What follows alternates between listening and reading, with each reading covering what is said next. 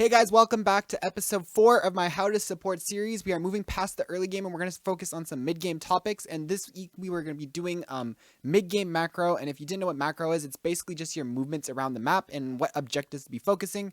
So I hope you guys enjoy that. Don't forget to subscribe if you enjoy this. I do an episode every Monday. So if you missed the first few, come watch them and you'll see next week's. Anyways, enough shouting at myself. Let's get into it.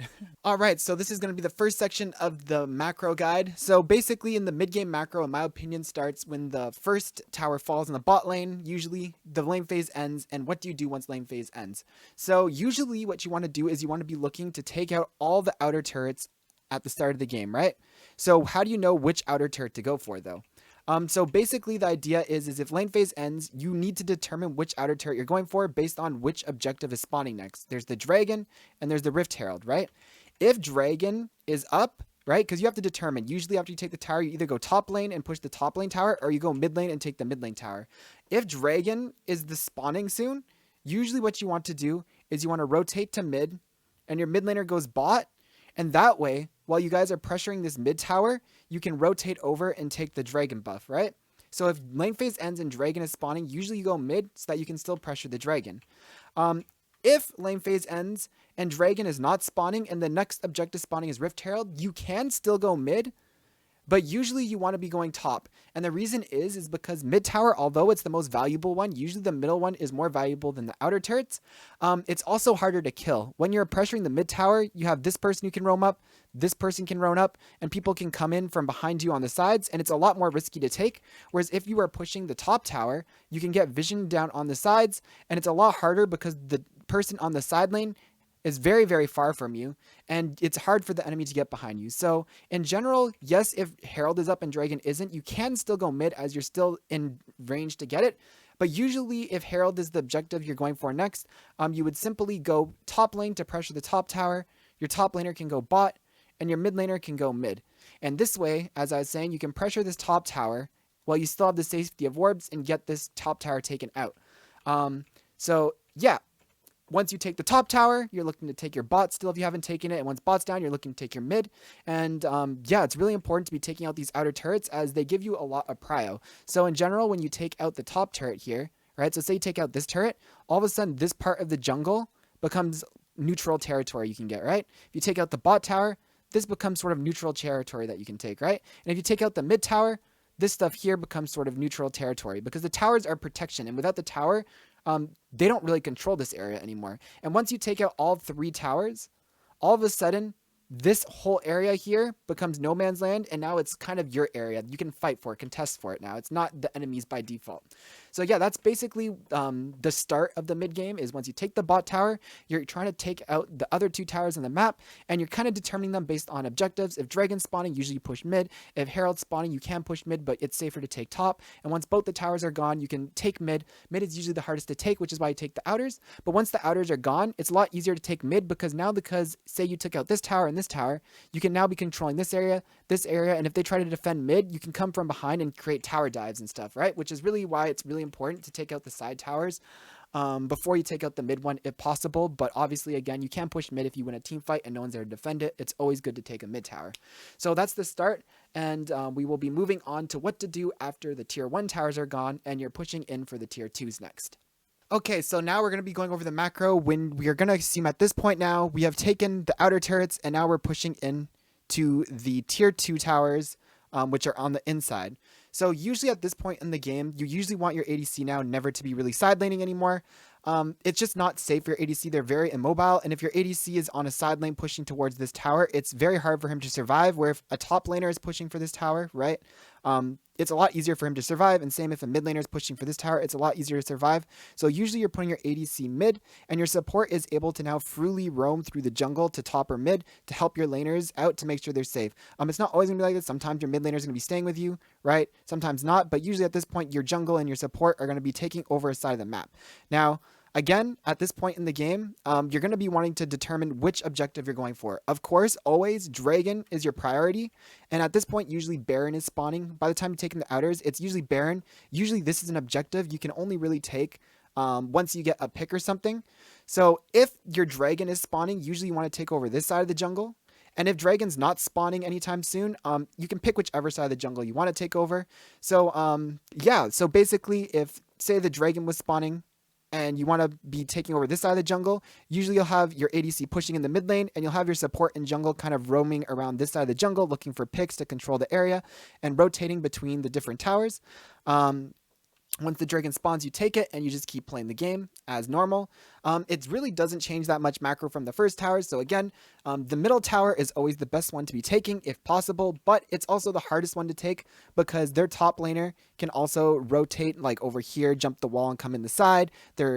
Whoever's holding the top can just rotate in like this, come in or come from behind. So usually taking the mid tower isn't safe because these towers are still up on the side. So usually you want to be pressuring the side towers if possible because they're just a lot safer. If you're all right, if you shove in a mid lane, right? So you're mid with your ADC, you shove in a wave and then you and your ADC rotate through the jungle bot, right? Well, now this person mid has to come over here to defend and they're going to lose all the farm here. Or if they take the farm here, they're not here and you can pressure the tower and you're just basically doing that over and over again, right? So, oh, okay, we got a bit of chip damage in and then you rotate back mid, shove a wave in, rotate over, chip, right, back and forth, or maybe between the top and you're just trying to take out towers. Again, whenever Dragon's up, you want to be pressuring this side and if Dragon's not up, you can pressure either. And then once you've taken the tier 2 towers, let's get rid of those circles actually. So once you've taken the tier 2 towers, right, on the sides, then you can start to pressure the mid. Mid becomes safer. Why? Because again, now that this tower is gone, it becomes a lot harder for you to get flanked, right? So if your ADC is pushing and trying to pressure this tower, your top laner, since there's no tower here, right, your top laner can be pushed up to here now, right? And their top laner is stuck under tower, which means no longer do you have to worry about this flank of their top laner coming from behind, because your top laner is now guarding that flank and getting ready to dive behind them here, right? And same with the top side. No longer are you worrying about, while you're pressuring it, about their top laner who had this tower 4 coming in and finding a flank, right?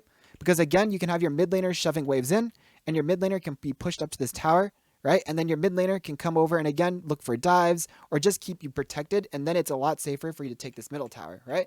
So in general, again, it doesn't really change the whole game. The only time you're really pushing mid towers, if the outers are still up, is if you make a pick, you get Baron, you win a team fight, any of those things, then you can usually push because their team doesn't have numbers. But if it's even numbers, you take the side towers, and then when you have prio on the side lanes, you can look towards pushing the middle tower, and then you can use your top and mid to get pressure and take this mid tower, at which point the enemy team only has their Nexus towers, or inhibitor towers left. And the map now has gone from each time you took a tower, right? The first time you took these towers, you got this side of the map as being like free territory. Once you get these towers gone, anything outside of this base now is now free territory because the towers are gone and now you control it.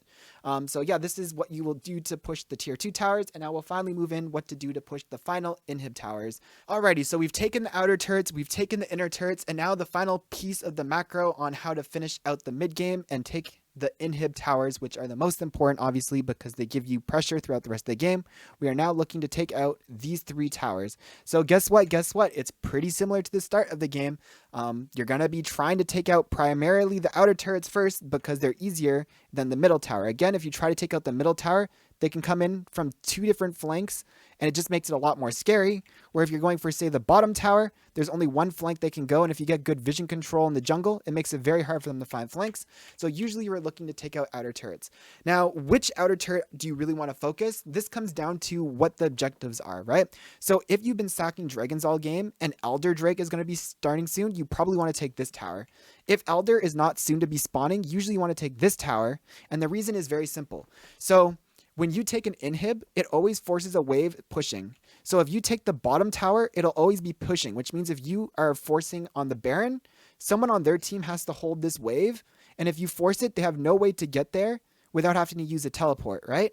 But say you take the middle tower, right? And you do Baron, well, they can just constantly push mid, and then they can just rotate over if you start it, right? Or if you take the top tower, they can keep the wave pushed, have top laner pushed, and if you start it, they can rotate over quickly, right? But the same thing can't be said. If you take the bottom tower, right, they can push the wave all they want. They can be outpushed here, but either way, for them to get over is really, really far. So depending on which objective you are looking to use to end the game, there's two very good endgame cons, right? The Baron buff is a good endgame condition, but it's a lot harder to take. Usually you need to win a fight or something or make a pick. And Elder is also win con, which you don't usually need to make a pick. It doesn't do as much damage, but you had to have been stacking Dragon. So first figure out which one you're going for, and that'll tell you which one. So if you think that Dragon is not anywhere close to Elder, then you want to try and take out this tower.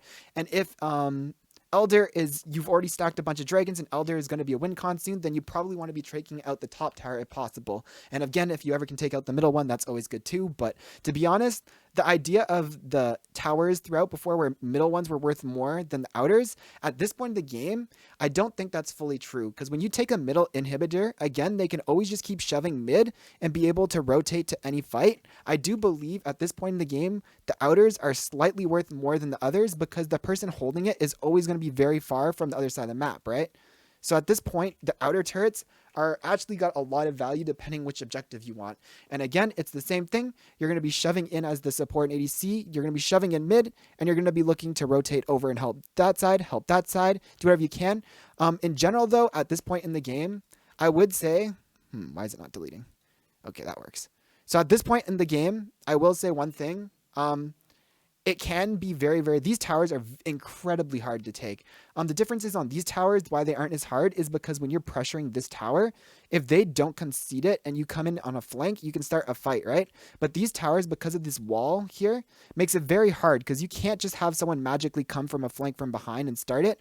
You have to actually brute force your way in, which makes these towers very hard to go for. Usually at this point in the game, you're not going to be able to take a tower without either winning a team fight or getting an Elder or getting a Dragon. So usually at this point in the game, what you're just looking to do is just keep shoving waves, right? And they're shoving waves back, so you're getting equal gold game at this point. But all these jungle camps that are spawning, you can take, right? So as you're just constantly shoving waves in, your team can be stealing the camps, at which point you are netting gold more than the enemy is getting because you're taking their camps. Then when an objective spawns, either or, now you can literally rotate over. If you don't let them out of their base and you sweep the vision around this area, there's no way for the enemy team to check this. So then you can start doing stuff where you and your team can do things where it's like, oh, let's do Baron. And you camp this bush and wait to try and make picks. As the enemy team moves in, you can jump at them, make picks. And if you make a pick, you can force the objective, right? And if you get the Baron, then you can use it to push towers. So it's a really simple concept.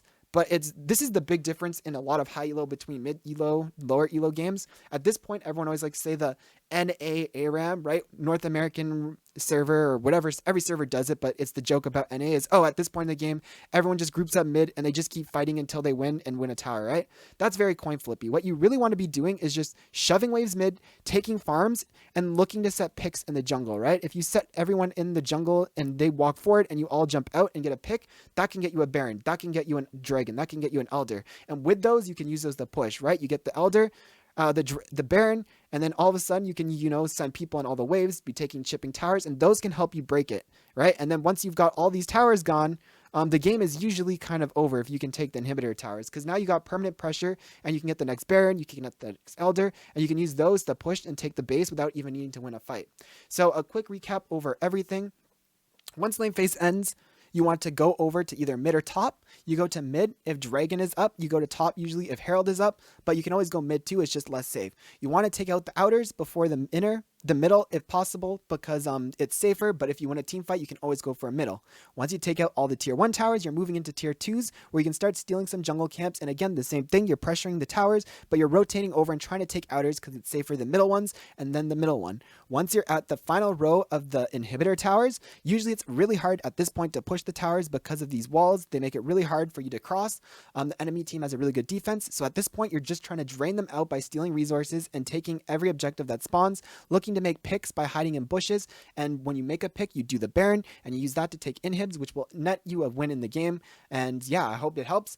Again, guys, this is my How to Support series. This is episode 4. I might come back to some early game topics. The first 3 were about early game topics. Now we're moving into some mid game. Next week, this week we did the mid game on how to macro, how to go position wise. Next week's video for this will probably be a video on how to do vision control. So we talked about what objectives to do, but next week we will probably talk about where to put vision for when you're pushing different objectives. So right now you know which objective to go for. Next week hopefully I can show you how to get vision around those objectives as you're doing them, and vision around the dragon and Baron pit. But anyways, hit that like, comment, subscribe button. It really helps me keep motivated doing these videos. It's a lot of work. Share it with your friends, and hopefully you guys get some elo, and tell me if you've been climbing below using these strategies. I'd like to know what elo you guys got to using it. So anyways, till next week, see you guys.